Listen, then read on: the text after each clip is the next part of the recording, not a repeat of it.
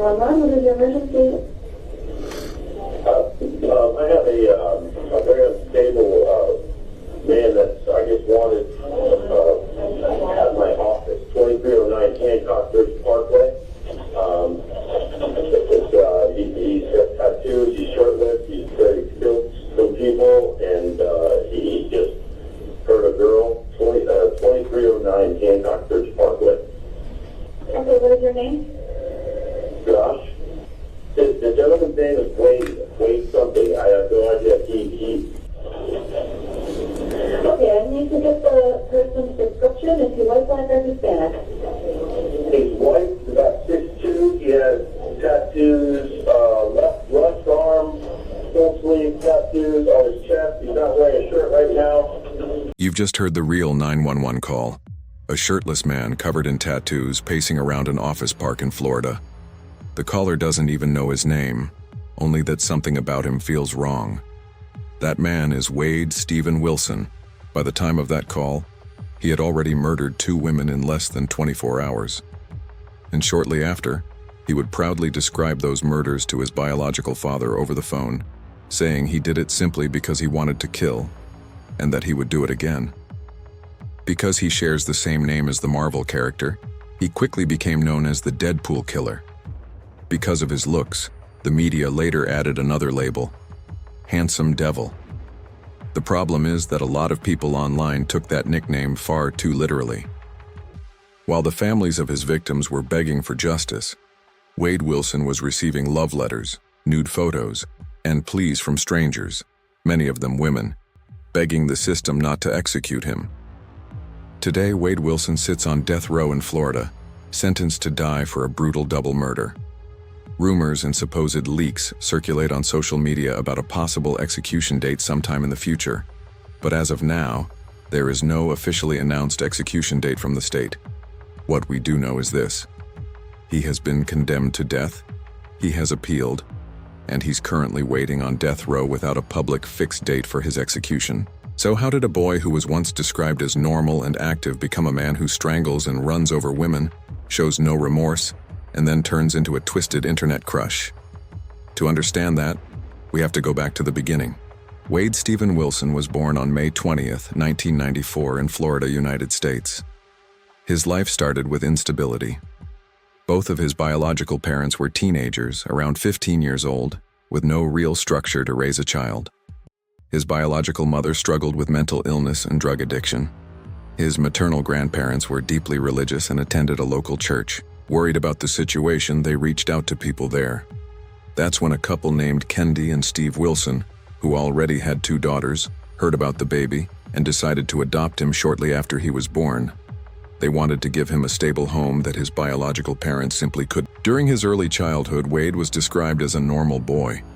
He was active, he participated in family activities, and he adapted reasonably well to school.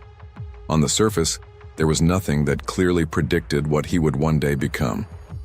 But around the age of 13, something started to change. According to his adoptive parents, Wade became quieter and more withdrawn. He preferred to keep the curtains in his room closed, insisting that someone was watching him. His behavior suggested paranoia, but at the time, no serious evaluation or consistent treatment followed. Around this same period, according to Wade himself, he began using drugs. In one incident, he became extremely agitated at home, saying he had seen some kind of entity or figure in the garage. His father went to check but found nothing there. Wade was so disturbed that his father decided to call the police. Officers arrived, went into the garage, calmed him down, and left.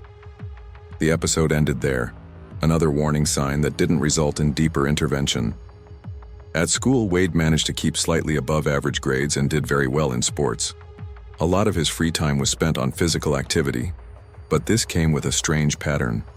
He suffered an unusual number of head injuries, falls, accidents, hits, that sent him to the hospital more than once.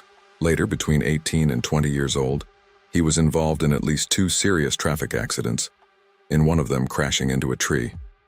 Once again, he suffered head trauma and was treated and released.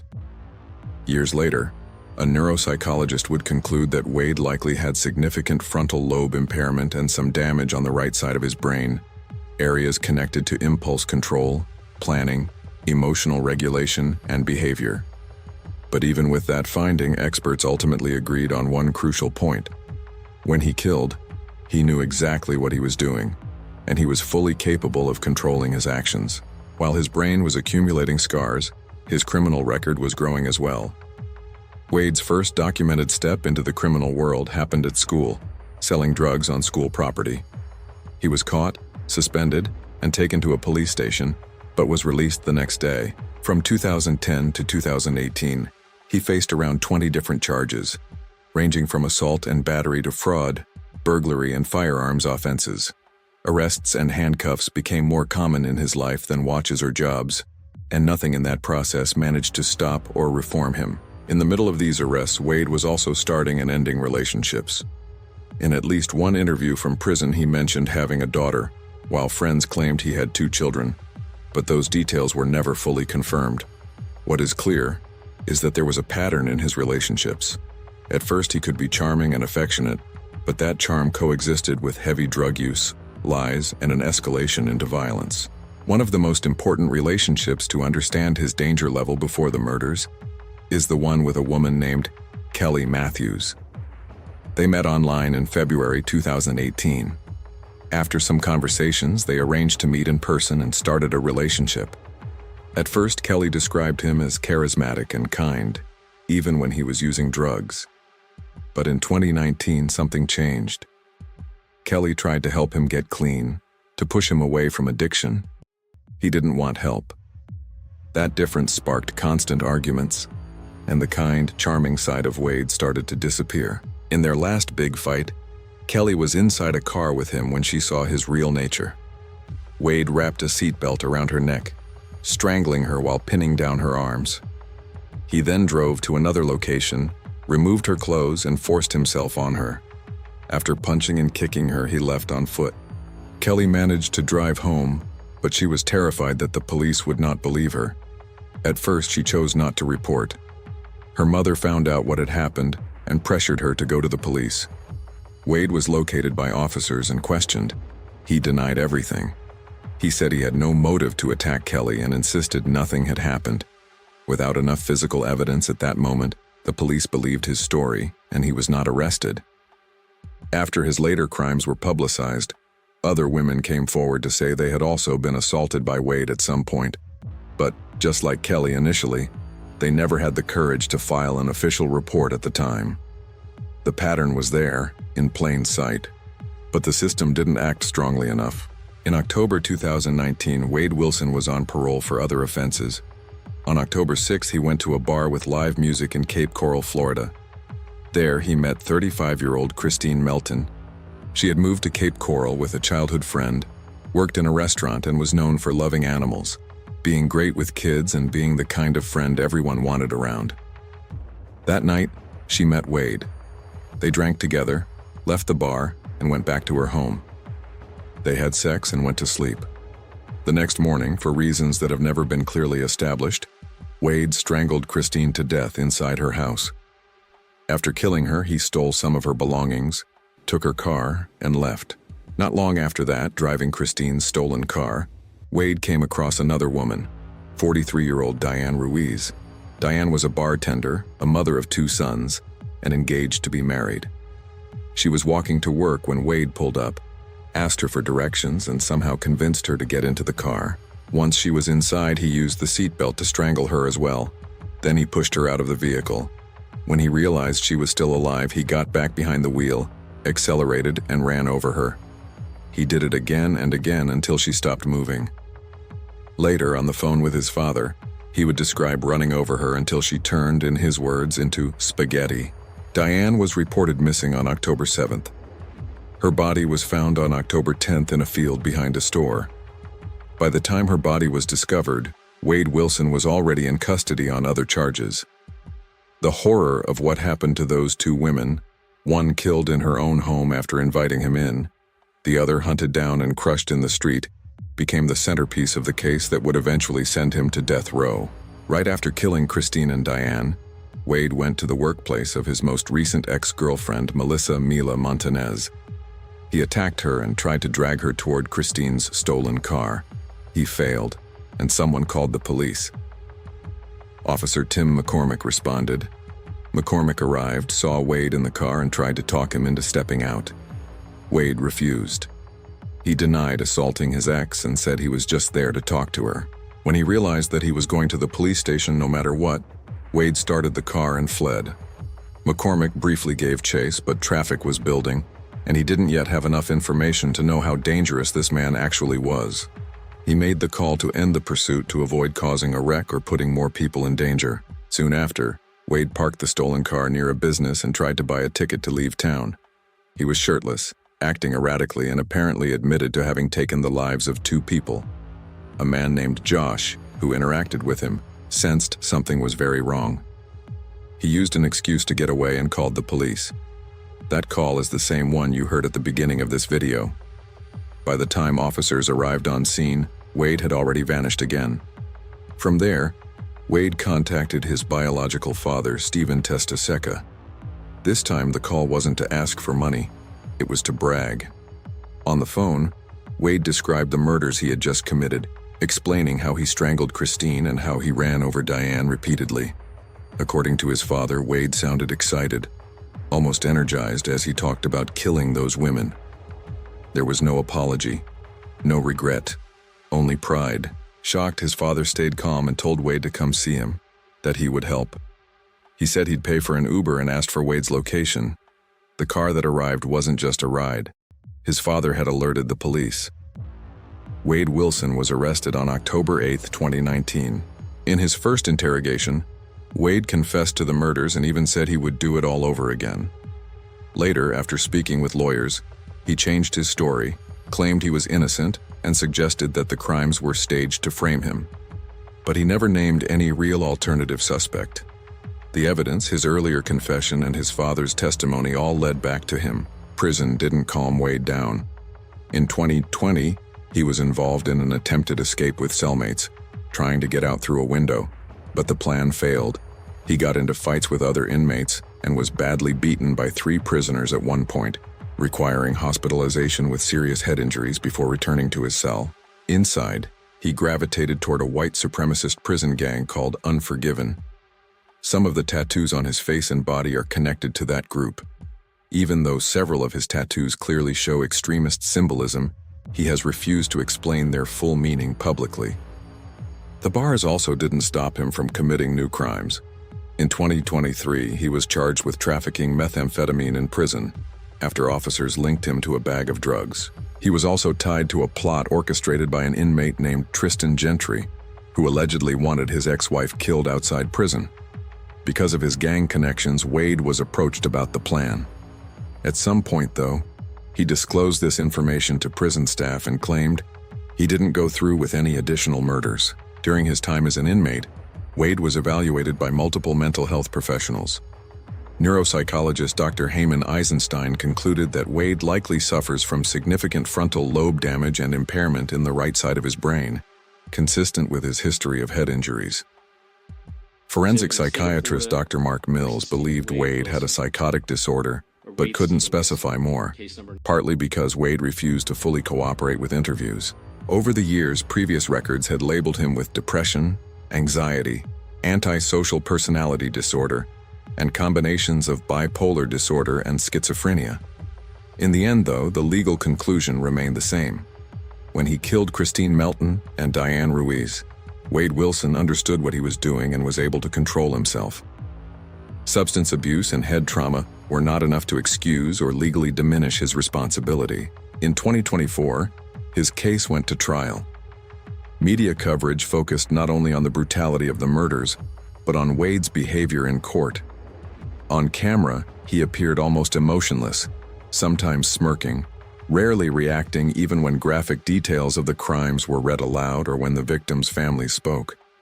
News outlets described him as smug and soulless, highlighting the way he stared ahead, seemingly unfazed, while listening to the evidence against him. His biological father took the stand and told the jury about the phone call where Wade, excited, explained how he had strangled one woman and run over the other until she turned to spaghetti. Prosecutors laid out the timeline. A man with a long history of violence and crime, on parole, who in less than 1 day murdered 2 women, assaulted an ex-girlfriend and fled from police. In June 2024, the jury found him guilty of 2 counts of first-degree murder, along with charges related to robbery of Kristine's car, burglary, and other offenses.